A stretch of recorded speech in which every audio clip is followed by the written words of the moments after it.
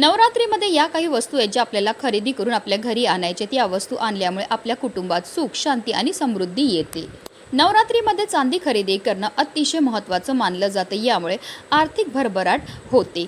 तसेच जर तुम्हाला स्वतःचं घर घ्यायचं असेल तर ज्योतिषशास्त्रानुसार नवरात्रीत मातीचे छोटेसे घर घेऊन या आणि दुर्गा देवीला अर्पण करा. तसेच धान्य खरेदी केल्याने घरात अन्नधान्याची कमतरता भासत नाही. दुर्गा देवीला प्रसन्न करण्यासाठी आपल्याला दुर्गा मातेची मूर्ती नवरात्रीत खरेदी करून आणायची आहे. नवरात्रीमध्ये आपल्याला देवीच्या देवळावर चढवणारा झेंडा घेऊन यायचा आहे आणि नवमी तिथीला देवीच्या कोणत्याही मंदिरामध्ये आपल्याला दान करायचं. असं केल्यामुळे आपल्याला तीर्थयात्रेचे योग जुळून येतात. तसेच विदेश यात्रेचे सुद्धा योग जुळून येतात आणि आपल्याला सर्व कामामध्ये यश प्राप्त होतं.